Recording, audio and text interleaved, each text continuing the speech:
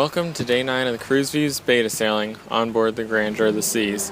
Today I'm coming to you from deck 4 in the Centrum. That is the lowest floor of the Centrum, and you can see right behind me is the R-Bar, the new signature bar on board Royal Caribbean ships following their oasisizing. And today was a sea day, the first following our 4-day stretch reports, and the start of our journey back up north to Baltimore, where it is significantly colder than the weather we experienced down in the islands. And that cool down did begin today, as we saw a sudden surge of guests in the solarium and a sudden lack of guests out in the main pool deck. The only people that were on the main pool were often covered in sweatshirts and bundled in towels to try and keep warm, even though it was still pretty warm out, and it was mostly the wind that was causing it to feel colder than it was. Currently at about 1 a.m. it's got some rough seas. It wasn't too bad today. The waves didn't look too bad out, but we have felt some shaking of the ship. It seems more so to be shuddering of the ship and some shaking rather than rocking, but that could just be that we've been on board for 9 days now and we've gotten used to the rocking of the ship at this point. But you can certainly hear the ship putting up a pretty good battle with these waves, a whole lot of noise, which I'm sure you'll be able to hear throughout this video, as there's a lot of cracking and a lot of torquing of the metal and the steel in the elevators and all around the structure here on the ship. So our noon location, even though it seemed to be a little chilly out, still had us just west of Florida at about 26 degrees and 18.6 minutes north by 73 degrees, 48.4 minutes west. Closest land at the time was San Salvador, 135 nautical miles away. Even at 1 a.m., we're still just north of the Florida border, so we're still down in those southern waters where it should be much warmer than it currently feels outside. The weather forecast for today had temperatures at about 77 degrees and wind speeds of 10 knots, but the actual real feel of the wind speeds over the decks on the ship was about 30 knots, which contributed to that significantly cooler feeling temperature than that 77 degrees. We had mostly cloudy conditions all day long, with a few peaks of sun throughout the day and a few dark clouds, but luckily no rain involved. And sunrise this morning was at about 6:38 a.m. and this evening we had a beautiful sunset at 5:23 p.m.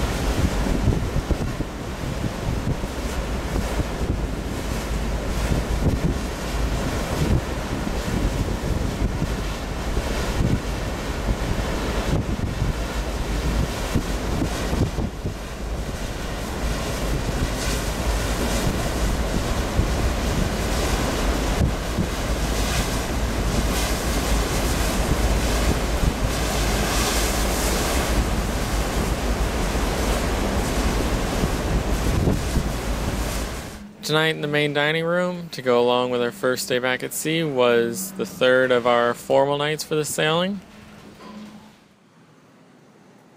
Tonight's spice is jasmine, a fragrant flower whose smell led to the naming of jasmine rice, a popular ingredient originating in Thailand, but it spread throughout Asia.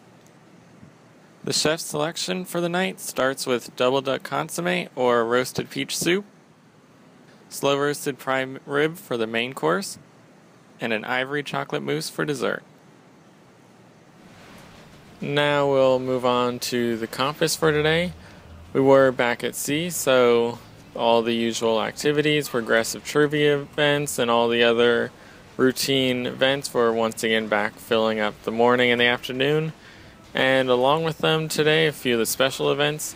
At 11:45 this morning was the Make-A-Wish Walk for Wishes up on the jogging track up on deck 10.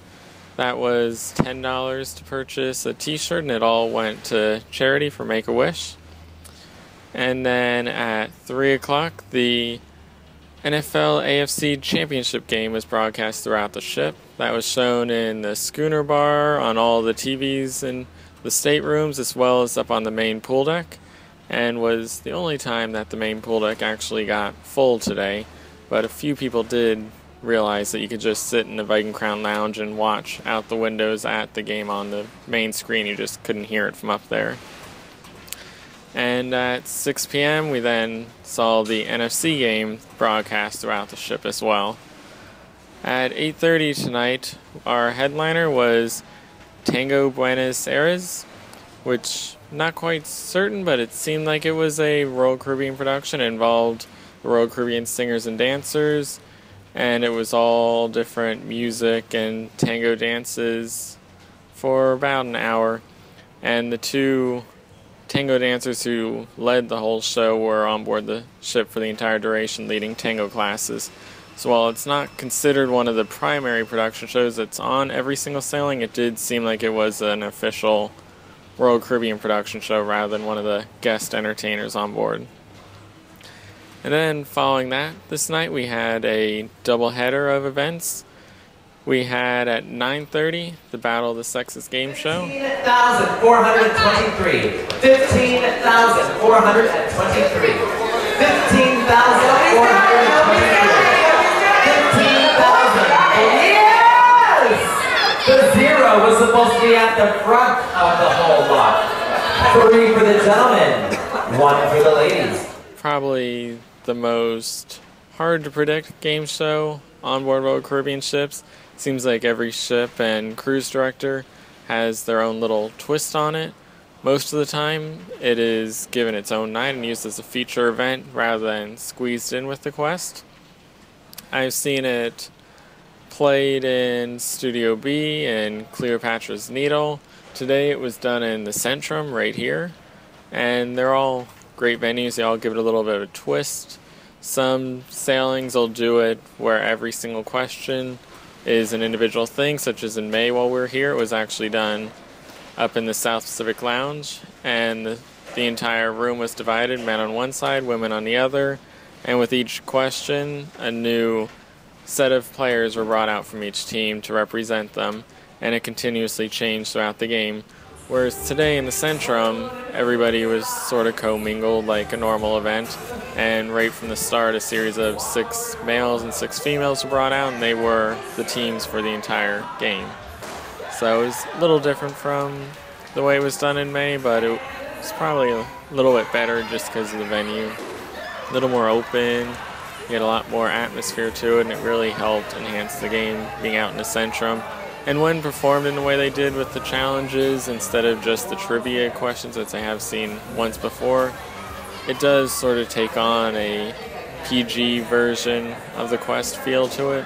So it did kind of fit in being out here in the Centrum where everybody could see it and stop and watch it on their way over to the quest. So then at 10:45 was the big game of the night, the quest. The one that everybody waits for all sailing along on a Royal Caribbean cruise. And like all games of the quest, it did not disappoint. On stage, number card in hand, this can be anybody, I don't care. In your hand, not worn. And you cannot speak of the quest. In your hand. If you've never been to the quest, be sure to see it on your next sailing. It's pretty much an adult scavenger hunt. Form teams, wait to hear the challenge, and produce whatever's being asked for.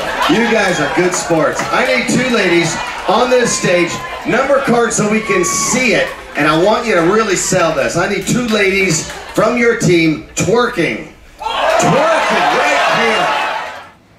So then tonight, to go along with the fact that it is formal night, our featured venue is formal dining. So we'll be taking a look at the Great Gatsby dining room as well as Chef's Table, which is within the dining room itself. The signature main dining room on board the Grandeur of the Seas is the Great Gatsby dining room. While not as big as some of the newer ships, she still has the grandeur with a grand staircase at the forward end and a water feature behind the band stage at the aft end. At her size, she is still capable of holding just over 1,000 passengers at a time, with Deck 4 dedicated to traditional dining with 2 seatings at 6 p.m. and 8:30 p.m., while Deck 5 features My Time dining, allowing for passengers to pick a time to eat between 5:30 p.m. and 9:30 p.m. In addition to the standard dinner service, Deck 4 of the main dining room serves breakfast from 8 a.m. to 9:30 a.m. each morning, as well as a lunch service known as Brasseries 30 on sea days from noon to 1:30 p.m. Like dinner, both are sit-down service, but lunch also offers a large 2D salad bar. Located in the back of the main dining room is then the Chef's Table. Made popular in the Oasis class, it was added to the Grandeur with the 2012 revitalization. Chef's Table is a special venue as it's defined more by the meal that is served there than the venue itself. It's a $95 5-course dining experience hosted by the executive chef and featuring specially picked wine pairings by a sommelier for each course. Limited to 1 6:30 p.m. seating on select nights for just 12 passengers around a single large table, the venue is the most formal and intimate dining option on board with a strict formal dress code. With such few seats per sailing, it can often fill up quickly, so reserving early is always recommended, especially if a specific night is important. So whether you want dinner your way, their way, or the chef's way, the Grandeur has an option for you.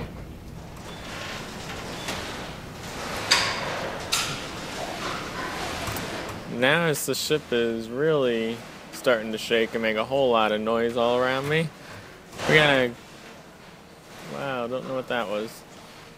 We're gonna close out another episode of the Cruise View.